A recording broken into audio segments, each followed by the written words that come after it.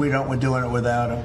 And Mr. President, you had the framework that's been agreed to with TikTok, for example. Will China continue to have a stake in the company? Well, we haven't decided that, but it looks to me, and I'm speaking to President Xi on Friday for confirmation of that, and, you know, frankly, more importantly, a big deal.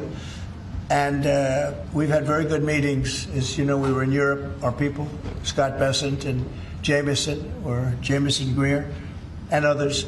And it was a very big meeting with China. And, you know, they're treating us with respect. We treat them with respect, too.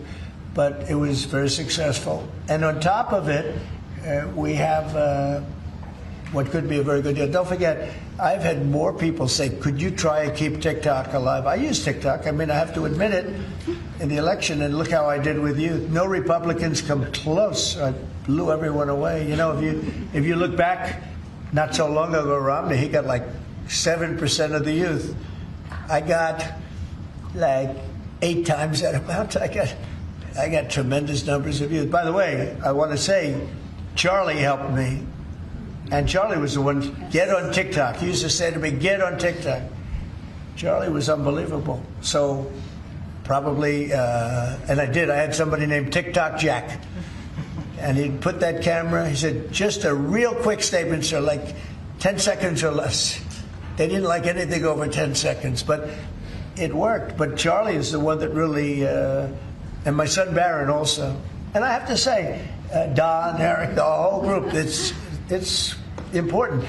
And it can maybe even bring us closer to China. We had a very good meeting with China. I was surprised. I didn't expect it to that extent. And I'm going to speak again with President Xi on Friday. And, you know, I think that'll confirm things up. On Charlie Kirk and crime. On Charlie Kirk, do you plan to speak at the funeral, and what would your message be? Well, I'm going on Sunday. We're taking a whole plane load, and having. I was invited on Saturday, but I said I'd rather save it for Sunday. You know, we're going to have a stadium, and I'll bet that stadium is going to be pretty packed, maybe completely packed.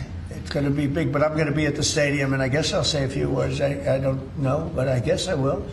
But I knew him very well. He was an amazing guy. He was all about young people, getting them started right, and he was like a magnet for young people.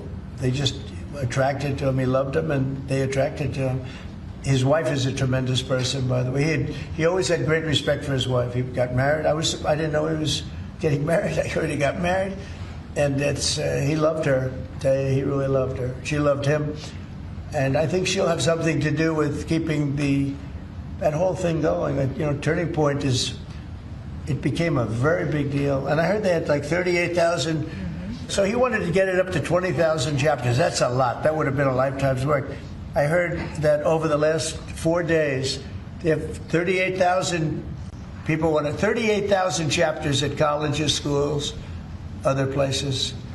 Numbers that, you know, nobody's ever heard of numbers like that. So I think Turning Point could be, you know, through what happened, this horrible act, it could be maybe bigger than it could have ever been had he been there. And I will say this, he'd be very happy if he saw what was going on. And there's some very good people, because I speak at Turning Point quite a bit. And Charlie would call me up. So the last time I spoke to him, he said, sir, and I think it was Phoenix, sir, could you get to Phoenix? This was like in a day. I said, Charlie, I'm the President of the United States. You're calling, asking me if I could speak tomorrow in Phoenix. You can't do that to me, Charlie. But usually I ended up going. He was great. He was a great guy, and he didn't deserve this. He didn't deserve this, believe me. Mr. President, Ilhan Omar, after his assassination, called Charlie Kirk a reprehensile